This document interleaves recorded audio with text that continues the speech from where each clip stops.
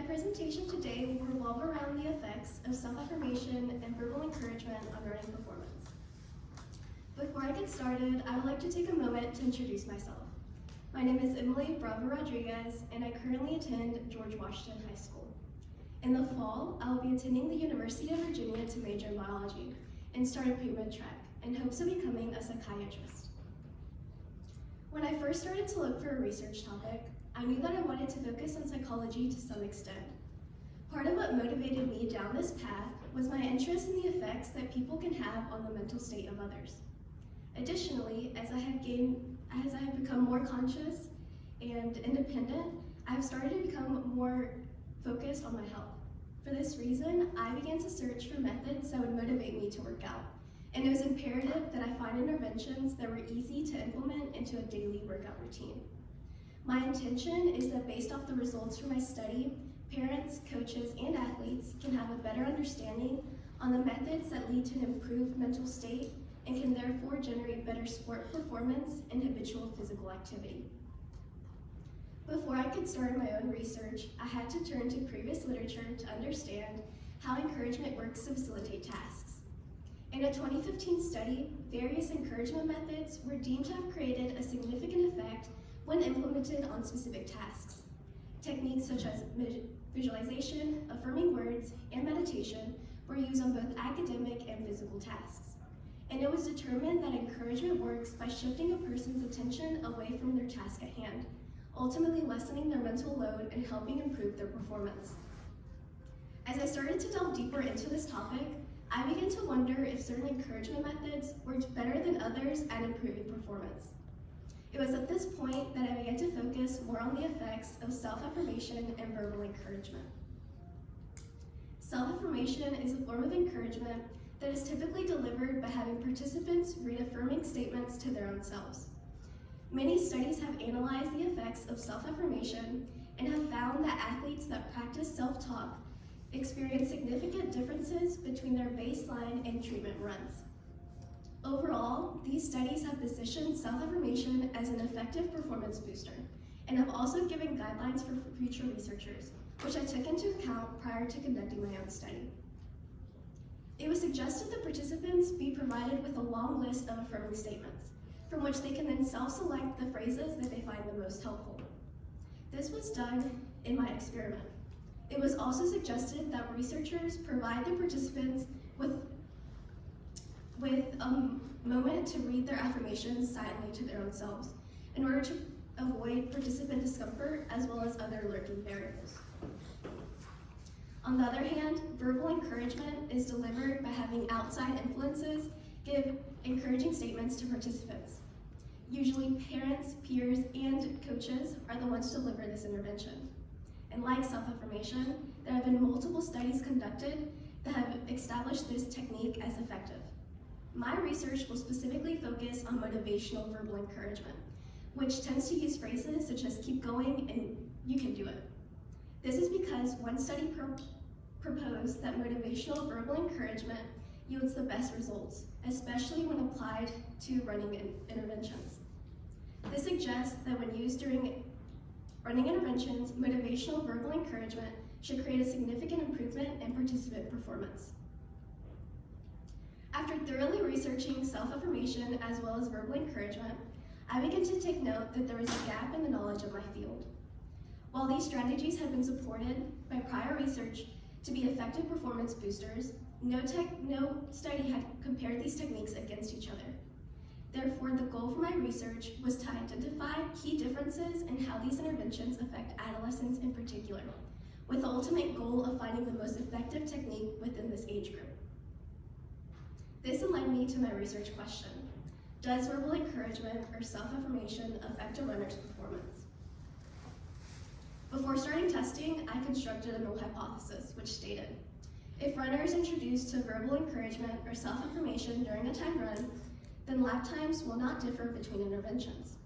On the other hand, my research hypothesis stated, if runners are introduced to self-affirmation or verbal encouragement during a timed run, then runners will experience a shorter run time after practicing verbal encouragement when compared to the self-affirmation group. This hypothesis was constructed based on previous research that had compared verbal encouragement against other types of facilitators. In these studies, verbal encouragement had greatly outperformed the other intervention tested, but this was not seen to the same magnitude within self-affirmation. Therefore, I believed that in my experiment, verbal encouragement would outperform self-affirmation. I next identified key variables that would help me along the way. My independent variable was the type of intervention that participants received. This determined whether participants took part in self-affirmation or verbal encouragement. This was then measured by my dependent variable, which was the amount of time that it took each participant to complete a 400-meter run. Each participant completed a baseline run 1 week prior to receiving any type of treatment, which serves as my control. Lastly, all my participants were tested using the same track, warm-up procedures, and encouraging statements. When it came time to actually perform my experiment, I first obtained consent from my principal, superintendent, participants, and their parents. I then gathered my materials, which consisted of traffic cones, affirmation cards, and a pre-recorded encouragement track.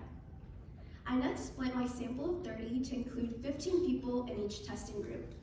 This was done using a random number generator to represent my overall population of high school students ages 14 to 18. I was then ready to start conducting baseline testing. During this time, I tested all 30 participants without utilizing any type of treatment. 1 week later, I then administered my 2 different treatments on their respective testing days. On the screen, you can see the 2 different treatments that participants received during this time. Due to differences in their delivery, slightly different procedures were used depending on the treatment group that each person was assigned to. For the self-affirmation group, this means that they first went through a 10-minute warm-up period, followed by a 5-minute time window where they were asked to read the affirmation cards provided. After this time was up, the participants were asked to repeat the phrases that they found the most helpful, as they ran the same 400-meter run as before. For the verbal encouragement group, a 10-minute warm-up was also utilized prior to testing. Participants were then asked to rest for 5 minutes to replicate the time window during which the other testing group had read their affirmation cards. These participants were then asked to run the same 400-meter run as before, and simultaneously, the pre-recorded encouragement track was played out loud, and their times were recorded. Lastly, after the final testing day, participants were debriefed and I compiled my raw data. Finally, I conducted a statistical analysis using Data Classroom. When analyzing my results, I first used a scatter plot to visualize my data. This graph was meant to represent the time differences that my 2 different treatment groups experienced following treatment. For each participant, their treatment time was subtracted from their control and then plotted on the graph. As represented by the dark blue dots, you can see that verbal encouragement yielded an average decrease of 4.92 seconds, while self-affirmation yielded an average decrease of 0.32 seconds. This highlights that verbal encouragement created a notable decrease in runtime, while self-affirmation did not. When I looked closer at the trends that appeared within my data, I noticed that both of my testing groups were clustered about their mean values. This shows that the results created by my 2 interventions were fairly consistent, meaning that these 2 interventions affected adolescents in a similar manner, despite the sample differences and displaying the true nature of this intervention. It is important to highlight that while most of my data existed within the clusters previously mentioned, there was 1 participant in the verbal encouragement group that became an outlier. Their decrease of 33 seconds is notable when compared to the group's average decrease of 4.92 seconds. To further analyze my data, I conducted a t-test, which was meant to determine whether there was a significant difference between my testing groups. This yielded a p-value of 0.08, and at the significance level of 0.05, I failed to reject my null hypothesis, meaning that there was not a significant difference seen between self-affirmation and verbal encouragement observed within my sample. This suggests that for a real-world application, athletes could choose between these 2 interventions interchangeably, without affecting their positive results. While executing my study, I came across several limitations. For example, because of lack of the number of participants, I had to limit my study to only include 30 participants total. This included both genders and all levels of running experience. This variation could have affected my results. Additionally, while I used a pre-recorded encouragement track, which was done to avoid discrepancies in volume and consistency, but this could have affected the true nature of this intervention, which is meant to be delivered by people important to the participant of interest. This could have also limited the true nature and real-world application of this intervention. Because of the limitations present in my study, future researchers should focus upon improving certain aspects of my methodology. For example, experience was not taken into account when constructing my sample. Therefore, future researchers should focus solely on experienced or recreational runners, bypassing simultaneous testing as I did in my experiment. Additionally, while a sample size of 30 allows for statistical conclusions to be drawn, a larger sample size would be more effective in the future. Therefore, future researchers should use a sample size like the one studied in a 2022 study that included 432 participants in order to provide more significance to the results. Despite obtaining inconclusive results, this research study has taught me a lot, like the importance of time management and communication. While planning and executing my study, I had to plan days in advance in order to coordinate with my participants, and on testing days, keeping a tight schedule was imperative. Additionally, performing the study has reassured me that I want to join the field of psychology in the future. Before concluding tonight, I would like to thank Ms. Catherine Long for advising me throughout my entire research process and making my study possible. I would also like to thank Ms. Ashley Gravitt for helping me with my statistical analysis. Lastly, I would like to thank all my participants for agreeing to take part in my study. This concludes my presentation. Are there any questions? So you looked at the time. Did you talk with them? Did you do a debrief with the participants and ask them which one they liked themselves? Ms. Collins asked if I talked with my participants after testing to ask to see which intervention they liked the most. So because my two samples were different people, they weren't able to experience both treatments. So this couldn't apply to my study. But I think in the future it could definitely be asked, especially to see if that would be a lurking variable to see if they had a preference for one or the other. Did they feel any type of emotional disconnect by it being a recording? Did anybody say anything about that instead of it being someone saying it? Ms. Collins asked if my participants experienced a sort of disconnect after the verbal encouragement treatment since it was recorded and not given by a live audience. I think none of my participants mentioned this, but it could also definitely be a lurking variable, which is why I advise future researchers to use a live audience. I couldn't do that though because I didn't have enough people to form that audience, but in the future it definitely could be done. So the range for your self-affirmation was smaller than the range for your verbal. So do you think, in fact, some of your verbal scores were much worse, were slower than the self-affirmation, but some were. Do you think people respond differently? Do you think you may have people respond better to self-affirmation versus someone verbally pushing them? Yes, Dr. Jones is asking whether, could you rephrase your question? The range of your self-affirmation was very small. It seemed like everybody scored pretty close. But within your verbal, you had a kind of a larger range.